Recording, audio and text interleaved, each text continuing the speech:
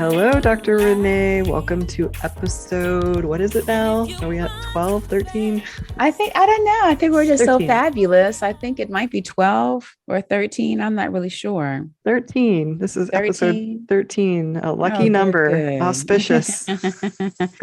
Good, good, good. Yeah. Well, And I'm very excited about that. I am too. The last episode was really fun. And this episode, it's a little more serious, but I think Yes. it's worth talking about. Yeah, we do try to do our combination of be informed, be entertained, be provoked. So sometimes we'll do entertaining, silly stuff. And then, of course, we always have our funny outros at the end, which I actually really enjoy listening to. And then, of course, we have our, be entertained and be informed. So sometimes we might have more serious topics and we might also have more funny topics like last time. So I like our variety. Yeah. And, speaking of topics, I always want us to stay informed. And so I've been watching the news about the updates on the insurrection. And, that was our first episode. I know. So if you're just tuning in for the first time, check out episode 1, where we go into a very detailed timeline of what happened on the day of the insurrection, January 6th, 2021. Time is a weird warp for me right now. Oh, yes, because of the campaign. Oh, yes. It's very, very busy. Yes, really yes, busy. yes. But so the insurrection. So there are some interesting updates I thought I'd share to start out before we jump into the topic of today's podcast. And then I have one follow-up as well when you get done with that. Okay, sounds good. So the main thing is that a federal judge in California recently found that, I'm quoting, it is more likely than not that former President Donald Trump violated the law and, quote, corruptly attempted to obstruct, unquote, Congress in his attempts to overturn the 2020 election. So that's a pretty bold statement by this judge in California. So those that, claim that he had nothing to do with it, including himself, well, they're going to have to answer to that. Right. Of course. And another interesting thing that I heard about is that they have found that there's actually a 7-hour gap in time on the White House phone. So like all calls have to be recorded, right? Like it's a part of just, in fact, if you recall the Watergate with Nixon, that whole thing, there was 18 minutes where there was a gap. And that was a huge deal when that was being unfolded. That's right. Here we're talking about from 11:17 a.m. until 6:45 p.m. on January 6th. That's the gap in time we're talking about. So not just 18 minutes, basically the entirety of the insurrection. And the reason why this is unusual, because you could say, well, maybe he was just on a cell phone, or which he's not required to actually log cell phone calls or whatever. Or maybe, there's a bazillion things that maybe he didn't actually use the phone, but right before 11:17. When does he not use his phone? Right. And prior to 11:17 a.m., he made 8 calls. And then he made several calls after as well. So like there was this behavior of him making calls. And I think there were some that were recorded after in the middle of that chunk of time, but some that weren't. And it's known that like there's actually 4 calls that are known to be missing for sure, 100%. They've identified who those calls were with and so forth. Who were they with? I'd have to go back and look at the article. Okay. Other Republican leadership people, other senators. Okay. And then I think like there's one mystery call where they don't know who it was to as well. But we are going to link to that article, the Washington Post article, and they have a really good timeline of all of the calls. So you can actually see from like the very beginning of the morning until the evening what happened. So I would recommend looking that over if you want more specifics. Okay. Yeah, for our audience. Mm-hmm. And then another big thing that happened in the same case is that Supreme Court Judge Mm-hmm. Clarence Thomas, he's in a pickle. Mm-hmm. Mm-hmm. His wife apparently aided in the plot to overturn the election results. But at the same time, Justice Clarence participated in cases that came to the Supreme Court either directly or indirectly involving election results.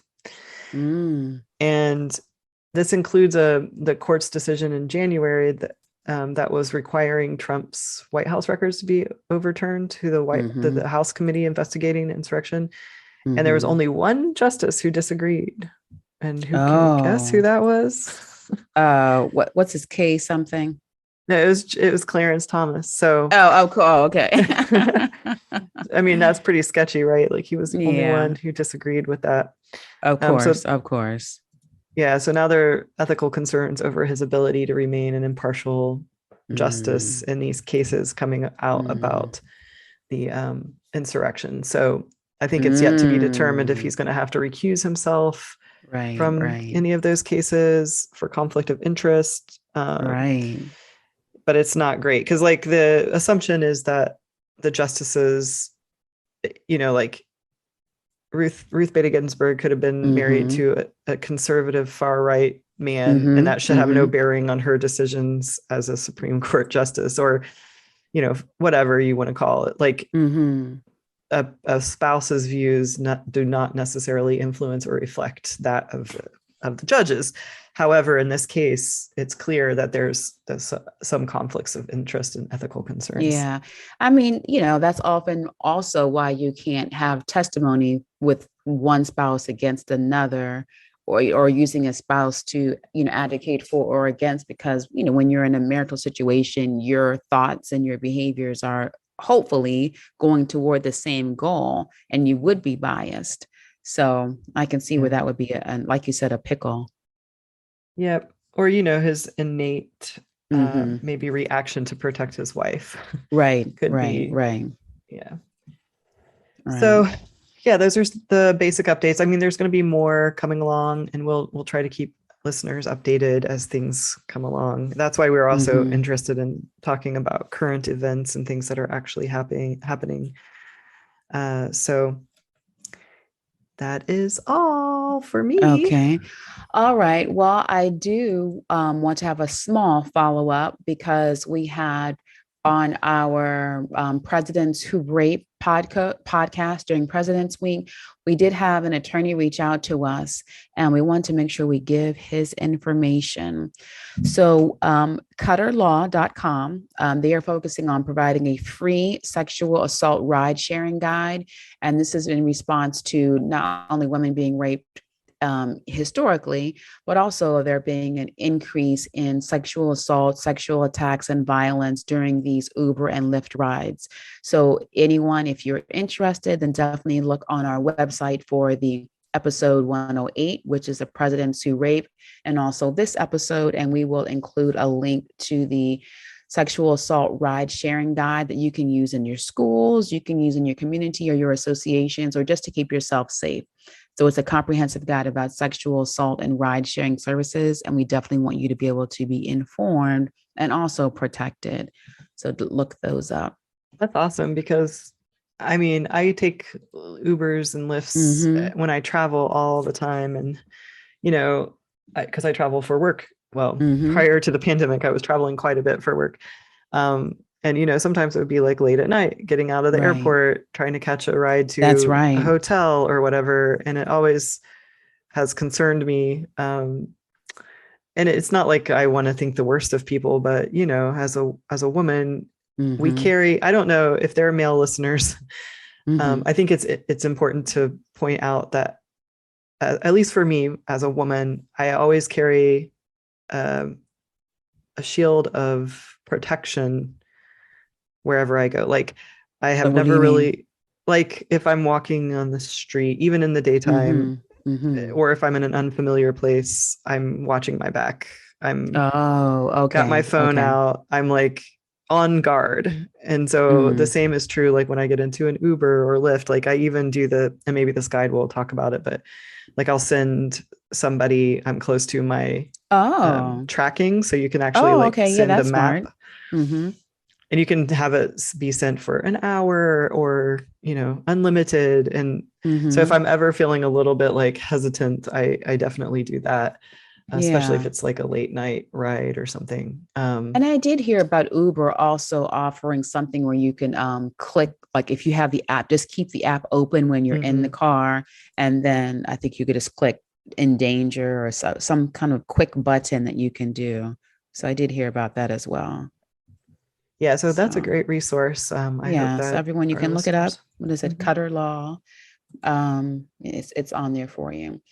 All right. So continuing on a similar topic, today we are Mhm. going to have the unfortunate but necessary conversation of the normalizing of pedophilia. Important is because it's becoming so normalized that there are more and more victims where this is happening to, and where our society is now moving from protecting the child to now protecting the pedophile. And we want to show how that's happening through the normalization. Before we begin, I do want to encourage all of our listeners that this will be a very sensitive topic, which will be graphic in language as well as imagery, and this is not appropriate for children. However, we do at the end encourage you to discuss the pedophilia and to discuss ways to keep your child safe. So, again, don't let them listen to the podcast. This will be very sensitive information, but we do encourage you to take the information and then be able to communicate it in your own way to your children or child to keep them safe. So let's start off with the defining of pedophilia. So, pedophilia is the sexual preference for or a very strong sexual interest in children. And this term usually refers to having a sexual preference or interest in prepubescent or early pubescent children. So, they're very, very without any type of genital pubic hair, not really having breast formed or any type of underarm hair. They are prepubescent, so they have not entered puberty. So they are very much looking like a little tiny child, kid. So paraphilia is where you have sexual acts or fantasies that involve these prepubescent children.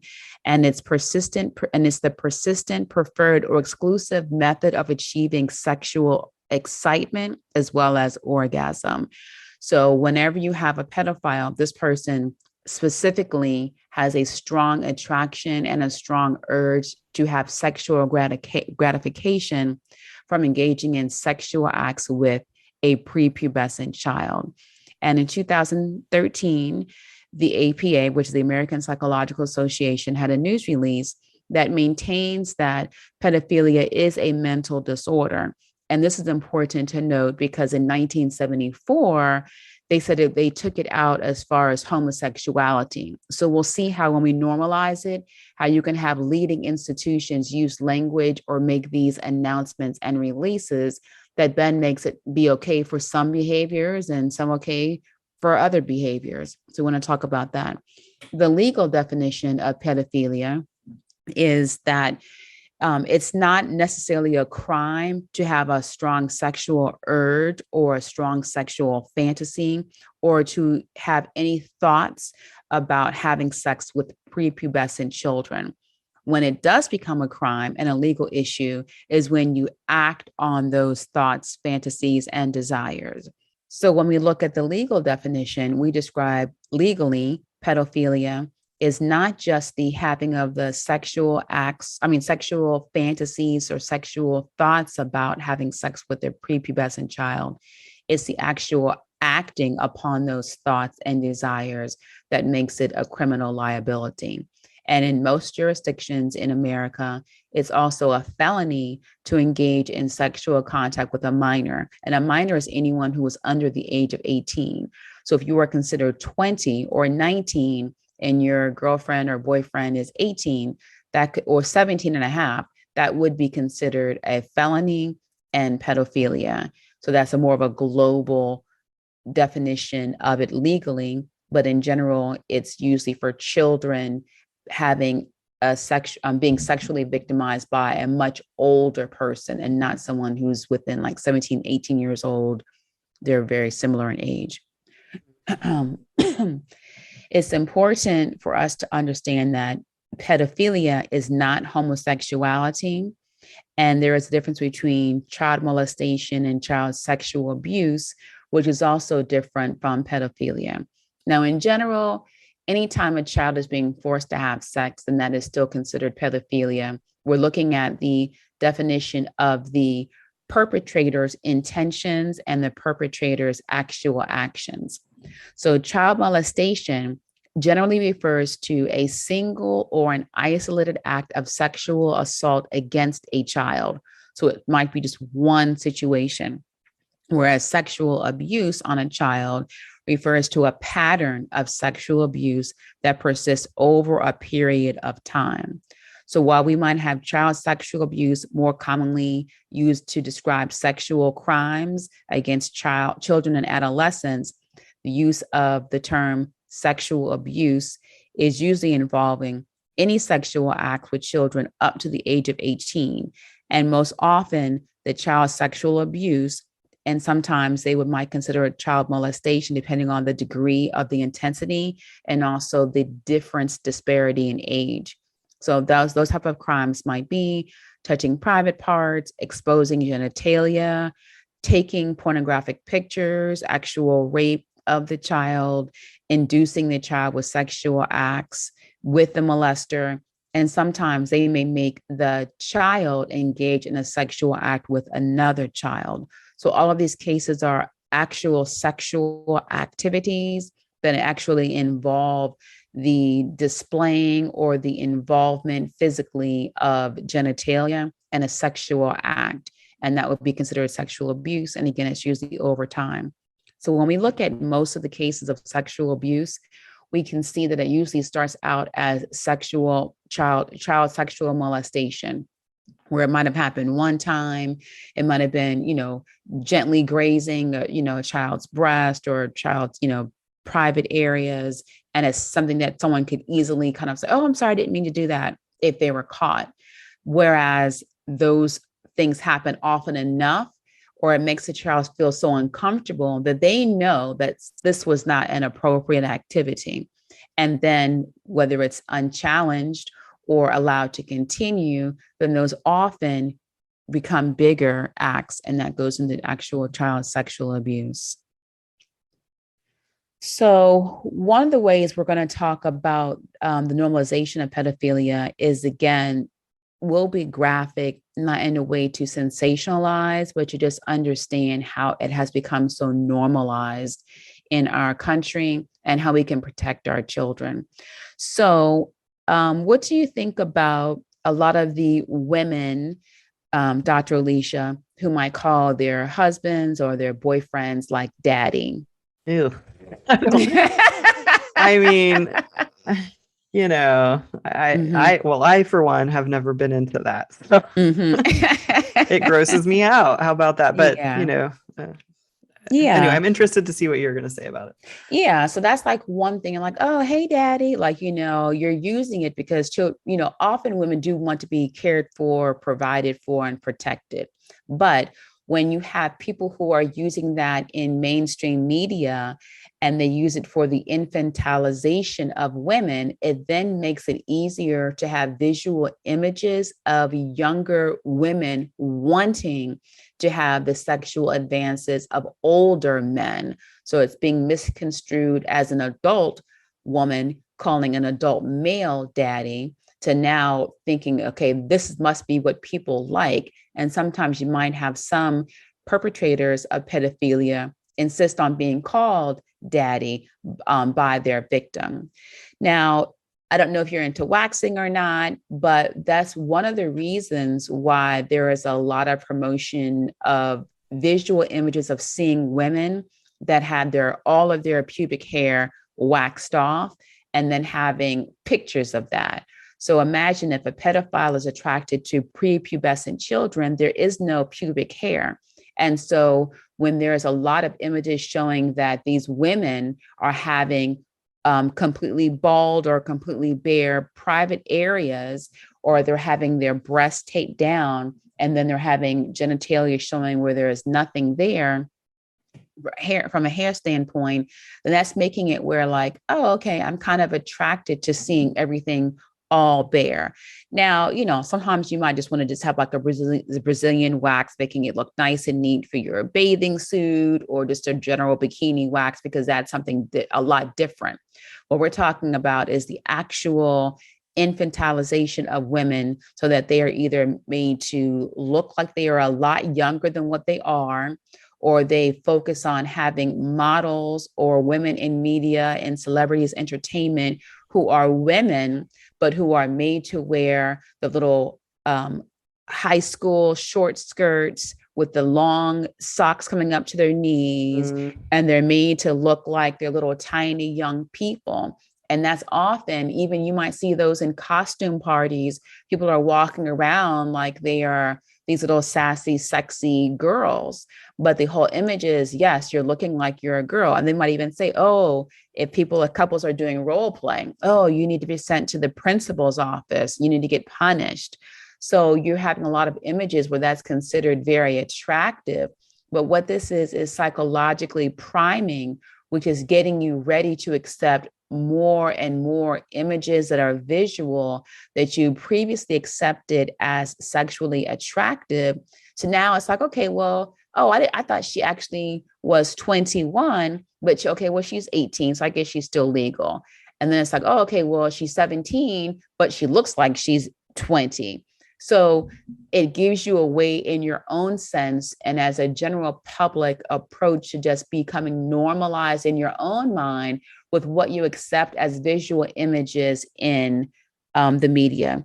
If you look at a lot of the videos, what you'll see is a lot of the little boy shorts, and the girls might be dancing, which would look like little girls dancing. So they're dancing, and you might see a little bit of a flip of the skirt. So again, it's all these different visual images that are being subconsciously created by mainstream media and also the entertainment industry to make it where attraction to younger women or girls is acceptable by first using women who are of legal age and of legal consent to then look like they are a whole lot younger than what they are, and then to have them engaging in sexual acts or in ways to position themselves, whether it's in a modeling, a video, etc., or even saying words to make it where it's very, from their standpoint, as they are being the aggressor in that situation in media.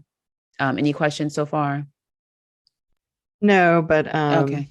yeah, I feel like when I was younger, there was always this push to like dress up for Halloween in sexy outfits that were often like, like you're describing. And Right. I was always like, no, I think I would rather. One year, I don't know what I was, but I like covered my body in silver paint and had my hair going straight up because I had really long hair. Right. And I wore these like long robes. I don't know what it was, like an alien or something.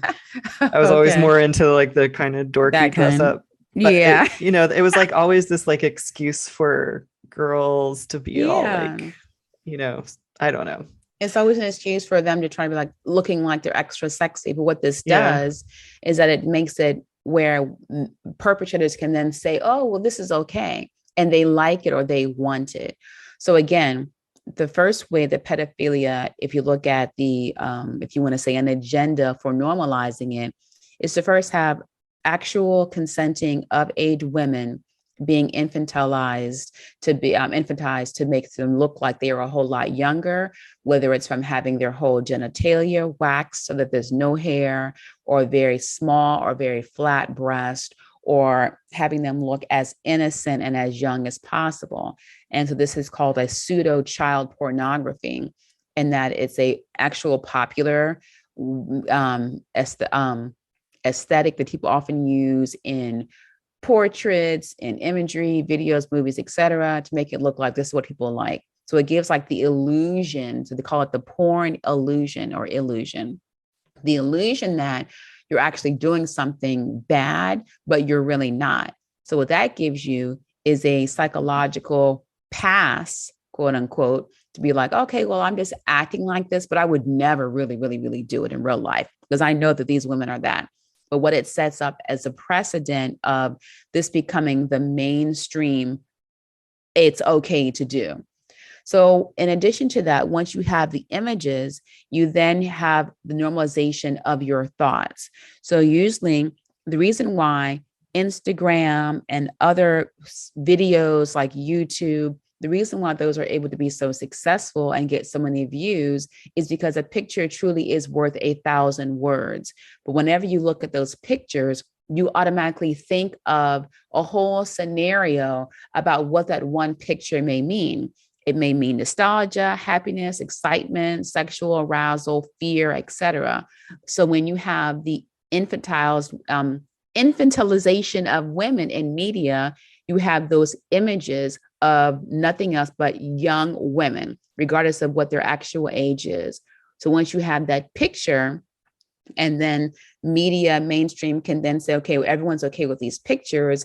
Now we can then have these thoughts that come along with it. And the thoughts are produced by the language that is then used in media. And often they are now using it in legal language, in movies, print, social media, etc. So not only do you have the images, now you have the thoughts, and those thoughts are produced and influenced by the language that's being used by these mainstream media places. And so I've spoken before about how you can have neurolinguistics and you can have the psychology of language. And what that is you can use a particular word or an emphasis on a word or an emphasis on the use of a tone of language with a particular word that can then create a psychological reaction, a behavioral response that can then cause a reaction. And a very simple one is to think about, I do watch Instagram, and you might have a little dog and you might say, you're going to get your butt beat. And it's your tone of it, but you're saying something that's really, really mean. And they're thinking that, oh, and they're wagging their tail thinking they're going to get a treat. Or you can say, bad dog, and they'll be automatically knowing what that is. So it's not necessarily always just the words itself, but it's the words and also the tone in which you use it. If you add that to then the images that are used with it, making it where it's sexually attractive or pleasing, then you can then have a threefold approach to the beginning of normalizing pedophilia. So let's look at some of the language that we're using right now in our society, unfortunately. So most often what people are doing now is getting on the civil rights and equity bandwagon. And most language is being used to make it sound like it's a very virtuous sounding language. So say, for example, if there's a person who is a pedophile, they might then say, okay, well, these are my civil rights, or I'm being discriminated against, etc. And the biggest move toward having a virtuous sounding language, or to make it not sound as bad, is now there's a push to change the terminology and categorization of pedophiles to, instead of being called pedophiles, to now be termed minor attracted persons. So what does that mean to you, Dr. Alicia? Well, it sounds to me like it's very downplaying the, or diluting what the reality of it is. Right. And so by them adding in persons and instead of saying attracted, child. that's right. So they're not saying child, they're not saying an infant. They're making it sound as if, okay, well, I'm a person and I'm just attracted to minors. It's just an attraction. And by saying an attraction, you're taking away the actual information that is necessary to recognize that this is a crime or this is an egregious act toward another person who is helpless in the situation.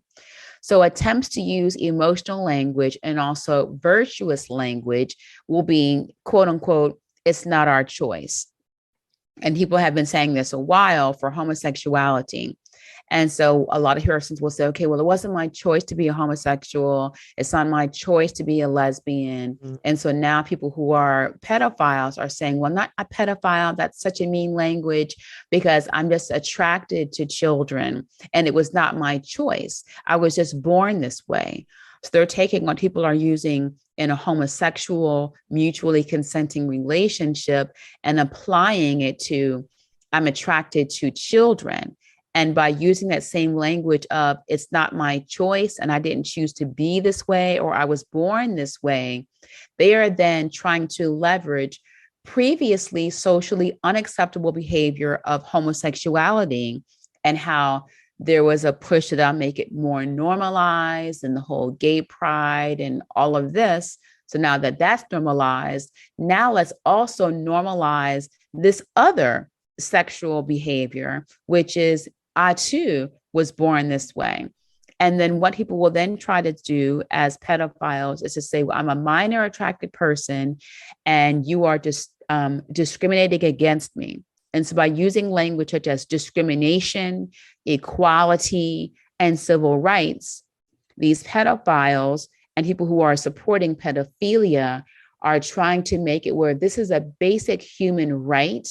And they're taking the focus off of the child who's being assaulted or victimized and pushing the focus to protect the pedophile by saying, well, this is her civil right, or this is his right to not be discriminated against and to not be stigmatized. So do you see how they're trying to use true language of slavery and oppression or other civil rights for gender equality to now saying, okay, well, then I too need to be protected. And I too need to have equal treatment and to not be discriminated against.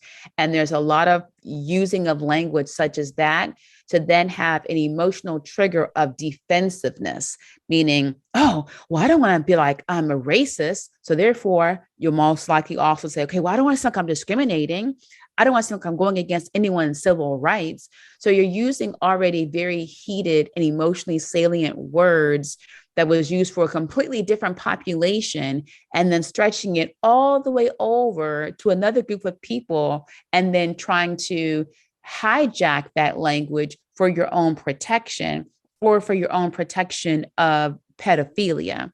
And so that's part of the virtuous sounding language and emotional language that's being used to just have in print. We're not even getting to the actual point of we're actually watching it or seeing you promote pictures. But if they can use language that people are already in agreement with and are wanting to distance themselves from, as far as in the general public, then they're using language to make you feel like, okay, well, maybe they should be treated okay. Maybe we shouldn't be focusing on being mean to them. So again, it's protecting the pedophile rather than the child. And it also goes back to what we talked about. I think I can't remember which episode. About the slavery. Yeah, maybe about like justifying, you get into that. What is it? Cognitive dissonance or something? Cognitive dissonance. The one that you talk about all the time. All the time.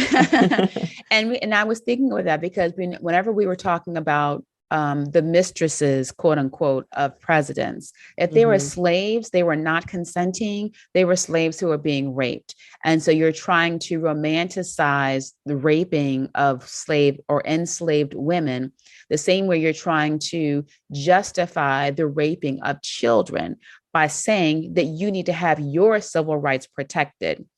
So and again, yes, that is cognitive dissonance, because if they can and again, I'm a psychologist, and I also work in a unique field of psychology, politics, and messaging for corporations.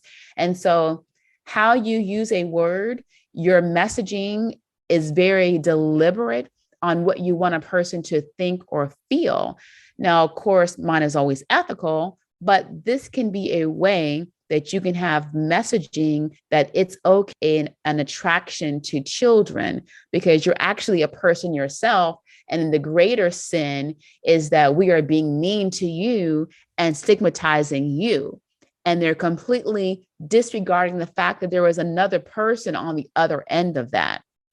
And so with cognitive dissonance, if we can get you to focus on the civil rights of a pedophile or the equality goals and desires of a pedophile, it can then destigmatize you to an actual child as being here. And by using the word minor attracted persons instead of pedophiles, the new nickname is MAPS. So they're saying, oh, MAPS. And so there's a community of pedophiles that's sweeping social media, and they're rebranding themselves socially media wide, not only in this country, but in others as MAPS. And that's a way to make themselves feel more socially acceptable. And also to push for themselves. And they even have MAP Pride. So, you have the gay pride. So the MAP Pride is a movement that appeared on an underground social media site called Tumblr, which now is a lot more popular. And this began in the 2010s. So it's not like this is something that just happened last week or 2 months ago. This has been beginning since 2010 of this MAP Pride. And so they are trying to then, with some persons who are lesbians and homosexual are finding it offensive because they are trying to, again, hijack, appropriate the right. And cause. yes, that's right. Trying to appropriate the cause and saying that this is what we do and this is who we are and you need to accept us. And if you don't, then they're going to complain about having prejudice and oppression. And even to the extent that they have, just like you have the LGBTQ flags and colors and all of that, they have their own flag, their own symbols, and their own source of, you need to not discriminate against us. And they even are, flying it around as a symbol of, we need to also have pride in who we are, because we are not going to, be quieted anymore. Yeah, that's disturbing. And it's frustrating too, because, we're talking about homosexual activity between adults, consenting adults. And that's where all of the gay pride stuff stem from versus this group of people. We're talking about children, even anybody under the age of 18 is a child. And that's right. It's gross to think that there's like this wave of trying to pride and justify. That's right. Yeah. And even for the people who are in mainstream media who may not themselves be pedophiles, but who may support it, or they have enough money to get prominent placements in mainstream media, are doing so by having messaging that twists language, that twists racially motivated language, gender and equality emotionally motivated language. And they're using all of that to then justify their own acts. So again, they're sabotaging it. What was the word that you said just now? Appropriating it. So yeah. So they're using all of this to then use for their own agenda to then normalize pedophilia. So much so that they have been termed good pedophilias or also gold pedophiles. And so what this means is that, okay, well, yes, you might be a pedophile, but you're a good one because you did not act on it. Whereas in psychology, we know that the longer you think about something, the more likely you are going to do it. For example, there's a Krispy Kreme around the corner from me, and the more and more I smell it, the more and more I think about it. So eventually, every Friday, I somehow end up at Krispy Kreme. And so it's the same thing. The more and more you're exposed to it, the more and more you want it, because the more and more you're thinking about it. And so you eventually go and act on it. And with the normalizing of it, by having constant images in media, by having language that shows that you are a person who's supposed to be supported and not discriminated against, you are now having subconscious communication to you that not only are your feelings that you have about yourself bad, but you should change those around, because you are a person and your rights to sexually assault a child should be okay. And actually, you're not bad for doing that because you were born that way and you can't help it. So therefore, we need to protect you. So whenever you have a good pedophile, quote unquote, who is then hearing all these mainstream messages, they then are more likely to act because they are now being not only primed through the media, but also being primed through messaging and given the permission to act on those as, okay, well, it's just okay. Not only is this happening in social media, but there are a lot of institutions such as TEDx and universities that are using this as context for curriculum. So I want to hear how you think about this, since you were like a high profile educator, Dr. Alicia. So there is Alan Walker, an assistant professor of sociology and criminal justice at Old Dominion University in Norfolk, Virginia. So this is what he said. And this person is also a transgendered person. So what they're saying is that from my perspective, there is no morality or immorality attached to attraction in anyone, because no one can control who they are attracted to at all. So in other words, it's not who's attracted to that's either okay or not okay. It's our behaviors in responding to that attraction that are either okay or not okay. So if you look at it with a lens, you can see that what they are trying to say in the normalization of pedophile agenda is, well, it's okay to think about it, just don't do it, because you can't really stop and you can't, prevent who you're attracted to. So by normalizing, you can't stop who you're attracted to, and the whole love is love, trying to take from the whole gay pride agenda and belief systems. They're then saying that, okay, well, it's just attraction and it's okay. Of course, this person has since been placed on administrative leave, but what were we going to say? My response to that would be, well, would we say that about serial killers? Like, right.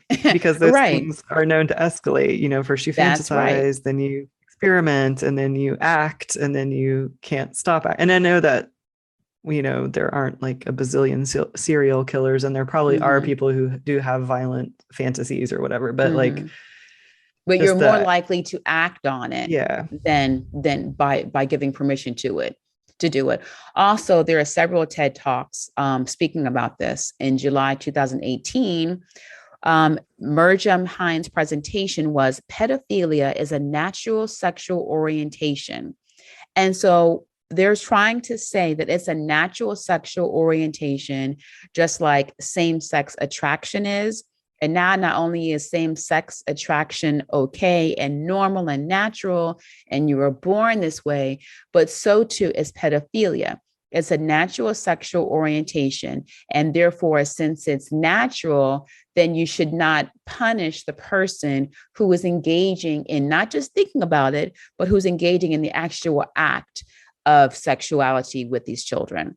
Now, that's the TEDx, that's universities. There also are very recent examples in the media. For example, in 2022, January the 11th, there was a USA Today article written by Aaliyah De Stager, talking again about the Alan Walker. That's who I mentioned earlier, the person from Old Dominion University. And they're saying that not every person who is attracted to children, quote unquote, minor attracted persons, is a pedophile. And what the USA was trying to say and promote is that although it was an op-ed and an analysis piece, is trying to normalize pedophilia by saying that it's nothing wrong with being attracted to children, and that just by virtue of being attracted, you are not a pedophile. And that if you are, then you are being misunderstood as a person. And so again, USA Today is a national newspaper that's saying that, trying to help cultivate the messaging that attraction to children is not something that's bad, and that you are misunderstood if you are attracted to children. And this is the same thing that happened in June 2021 in the Washington Post. This is also in an op-ed. And it says, "Yes, kink belongs at Pride, and I want my kids to see it." So this was another article, another op-ed, which is using emotional and justified language to then say that normalizing and accepting and increasing the tolerance of sexual deviance by children is okay, because we want our children to be exposed to it. So this is what the second byline was. Children need to know that they can make their own ways in the world. So now there are many pedophiles who use the justification that, well, the child wanted it, or they were okay with it, or they liked it. And they're using that to now say in national press that, well, you can have your own ways. So now what this is doing is a two-pronged approach to justify a child being victimized through pedophilia. They're saying, okay, well, if children can make their own choice, then if they happen to be engaged, quote unquote, in a sexual act with an adult, then this was their choice because they were able to make that choice. And therefore, it's not pedophilia, it's everyone having their own choice. So again, using emotional language, using twisted language about choice, acceptance, non-destigmatizing, equality, and civil rights. A child can't even drive. If my son wants to eat cookies all day, that will be his choice. And so you can't say that they can make healthy choices from eating. They can't do that. They can't drive. They had to still go to school, but they can consent to having sex with an adult. So again, so it's mixed, right? They're mixing in all of this freedom to choose and be who you are to then. I'll give you an example. Like we were busy, so we let our kid just play on the iPad or whatever. Went downstairs. He'd spent hours on the iPad, eaten half of a cheese Danish, like a whole big platter of cheese Danish and like bags of chips. Like that's what happens when a child is left to make their own choices, you know? That's right. Were both here supervising him, but even within that small amount of time, that's right. And thinking he was living his best life. So then a tummy ache later and right. like, you know, and then I have a headache. That's right, a headache. So if children can't even make rational and logical and correct decisions about their own health, or even taking showers, then you should not then also say, okay, yeah, but they can choose who they have sex with. That's not even the case. And also by them being prepubescent, they don't even have the hormonal regulations happening to trigger sexual desire and responses at this point. So even if they are engaged in a sexual act, it's because the child has been groomed to want it, or their body has been forced into a premature state of sexuality as giving a sexual response, whereas it was not a natural desire that was actually what they wanted to do, nor was it a natural biological development. So another op-ed was in the New York Times in 2014 by Margot Kaplan. And this person attempted to use the DSM. So in psychology, this is like our rule book on diagnosing there's personality disorders, mental health dysfunction, or mental health treatment plans. And so the DSM, Diagnostic and Statistical Manual of Mental Disorders, is saying that people need to now, this is what this girl Margot, or this lady Margot Kaplan is saying, that a pedophile should be responsible for his conduct, but not for the underlying attraction. So again, the New York Times is allowing the op-ed, just as USA Today, just like the Washington Post, by under the veil of an op-ed, they are saying or relinquishing responsibility. Okay, well, this was just an opinion piece. It's not our piece, but they allowed it. And by those persons saying, okay, yes, I was published in the New York Times and the USA Today and Washington Post, those names give credibility to what the person is actually saying. And then people are then using that unknowingly to then say, okay, well, it must be okay then, because these major mainstream media sources are saying that it's okay. So again, that's one. And there was also another video of Milo Yiannopoulos, which is another big one, saying, you heard about that? Well, I just know that guy. He's awful. Yeah, well, so this is even more disturbing. So just like they're saying that children with the one kinks at the parade thing, children need to know that they can make their own ways in the world. This guy is also on the bandwagon and a personal mission to promote that it's not pedophilia, and the adult cannot be blamed, because what they're actually doing is helping the child to accept who they are. So his words are, pedophilia is not what you think it is, that sexual contact between men and underage teenage boys is wrong. Instead, what he says is that it's a safe way to help young homosexuals come of age. Can you believe that, Dr. Alicia? Mm-mm. So I mean, yeah, again, from that dude, yeah, I can believe it. yeah.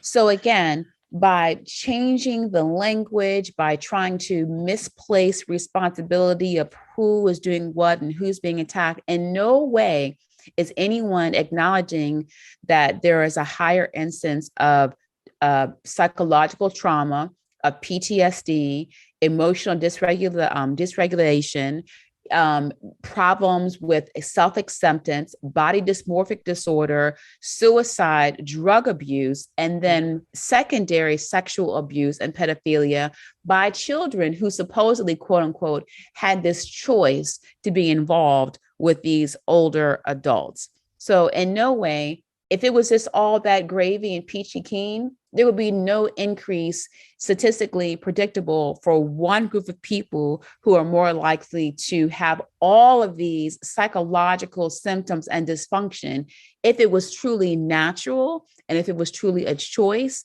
and if it was truly a biological natural thing to do, because then their body would accept it, and therefore so would their mind. So I know we're running out of time, Dr. Alicia. Let me just go over a few other things about the psychology of a pedophile, the psychological profile. So the one way that this happened is that there's a sexual desensitization and a practice of it. So we talked about the images already, and we talked about how it's in social media, it's in the press, it's in movies. So there was a big thing on Netflix with Cuties, and that was showing little girls gyrating, talking about sex, talking about having penises in their mouth, making it where they were showing it as if this is a fun thing to do, and the girls like this. So when pedophiles are watching things like this, they are now being trained and taught and desensitized that, see, the little girls really do want it. So you're okay. They like this. They think that it's funny to do. And so that's one thing. There also is in social media. If you look at the Internet Watch Foundation, they found that almost 50% of child abuse material is found publicly online and from Twitter. And so although Twitter claims to have a zero tolerance child exploitation policy, what they have changed it to is, okay, well, we have a zero tolerance, but if it's a discussion of attraction toward minors, then we're okay. And Facebook does the same thing. Even if I actually saw an image of a woman who was sucking on the breast of her daughter on Facebook. And there was so much outrage because obviously the girl, you could tell that she did not want it, but it was on Facebook and it had over 100,000 views. And whenever I try to report it, other people try to report it, the response came back was the child in question is over the age of 18. And so, but you're not recognizing that you're still allowing this to happen between a mother and a child. And so this is something that's happening. If it's such brazenness on the social media, it has been happening before the child turned 18. And yet no protections were done to protect that.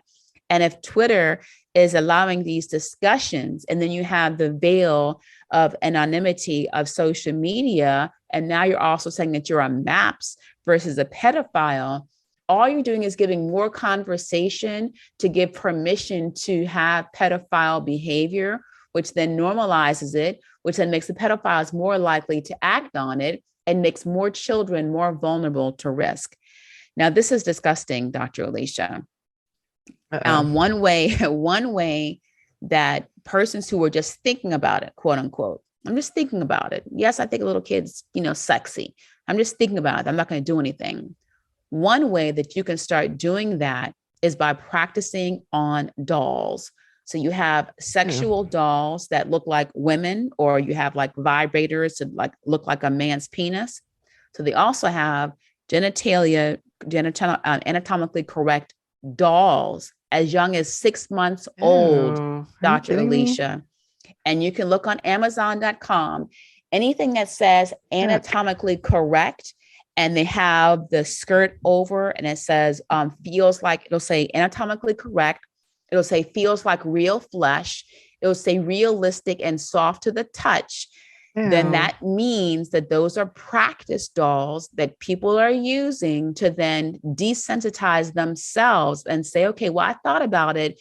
Okay, well, now I think I want to do it, but I don't want to do it like with a real kid because that's gross. Let me just get a doll, and that way it's safe. Again, cognitive dissonance. Once you go get a doll, you enjoy it, you're having orgasms, you don't see any type of fear or pain or bleeding on the child. You then want to gravitate and graduate to actual children. And that's what happens. And unfortunately, Amazon says, okay, well, it's just a doll. We're allowed, to have a free enterprise. And of course, I tried to help get those things down, and they're still up there. So this is the same thing that happens in suicide. Whenever a person wants to commit suicide, but they're afraid, they might shoot their foot first. They might shoot their hand first. And they're like, okay, I could take it. And then they shoot themselves in the head. So this is the same type of desensitization that's being used to engage in a behavior that you're afraid of doing, but then you end up trying to train yourself to do it. So I have a lot more to go on as far as the different types of situational offenders and other type of pedophiles. But needless to say, we're out of time, but I do want to go over thinking errors that are what a pedophile may think of. They may convince themselves that the child is young enough or that he or she won't understand or remember. They might also have a thinking error that the child is their property, which happens a lot in child sexual abuse and pedophilia when the child is living inside the home. Well, you're my property, it's like with slaves, so I can do this to you if I want to. They also think that it's not as bad if I abuse another child, but I won't do it to my own biological children. And then the last thing I'll do is that I'm just teaching you about what sex is. So if I'm just teaching you, it's okay. And the one thing I thought was the grossest thing, which is also not the grossest, but another gross thing, is a thing, okay, well, this is just affection. And I'm not be accused of being inappropriate if I'm just fondling my child. But this is just affection. This is just how we show affection to each other. But in no way is there any consideration of the child not wanting that, of the child not being able to voice their displeasure or refusal to engage in any of these acts. And instead, there's been more of a push to actually just normalize and protect the pedophile. Oh, yeah. So that's all very disturbing stuff. I think let's talk about some action items, some provoking actions. Yes. And so the first thing is that, with child molestation and child abuse cases, usually the child does know his or her abuser. Usually it's a family member, family friend, or somebody that the child thinks, oh, I should trust this person. And so I think for me, the provoking action is for anybody who takes care of, or caretakers of a child or children, is to just teach them really young that they can tell you, their caretaker, anything without judgment, without fear, without, that there shouldn't be secrets between adults and children, things like that. So I think that you can start that education about communication really young, to prevent, hopefully a child would come to their caretaker quickly if something was amiss with an adult, if you've taught them that that's what they should do, and so forth. So that was my first provoking action. Okay. Go ahead if you have some.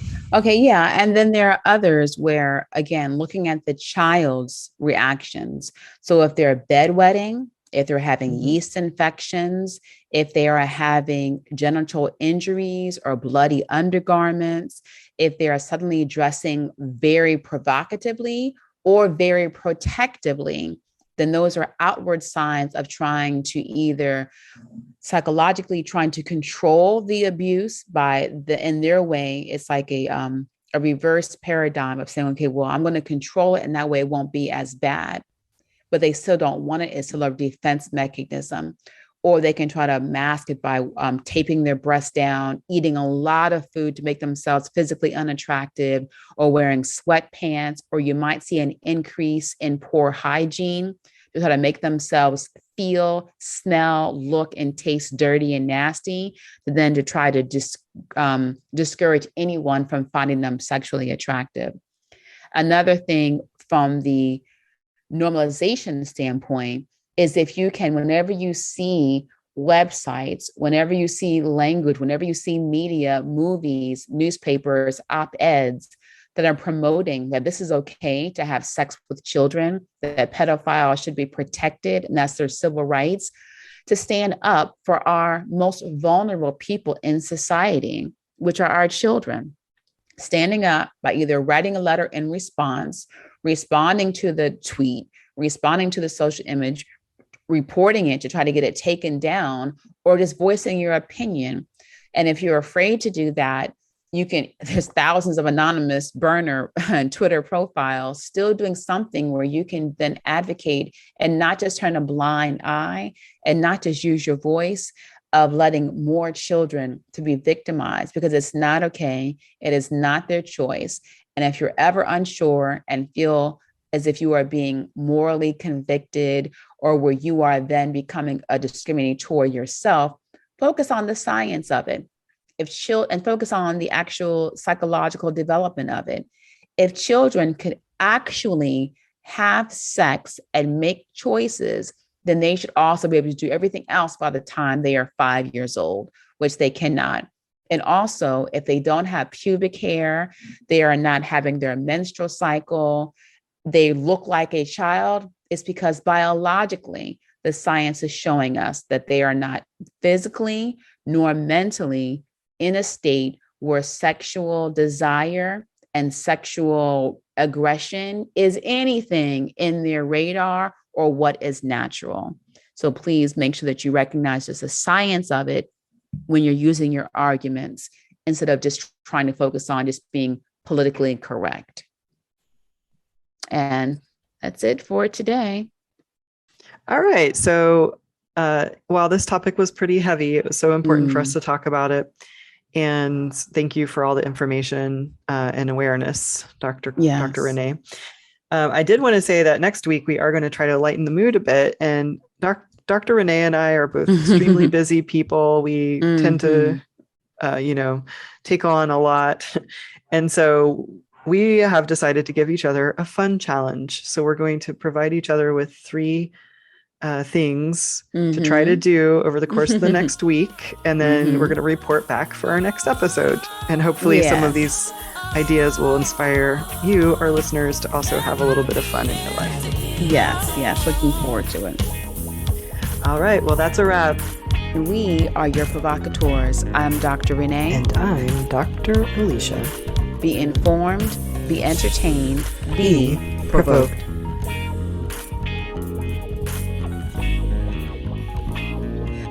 I was thinking about when we were, I was thinking like, maybe I should give her a fun challenge, like a fun sex challenge. But I was like, oh, then she's going to say I'm talking about penises again.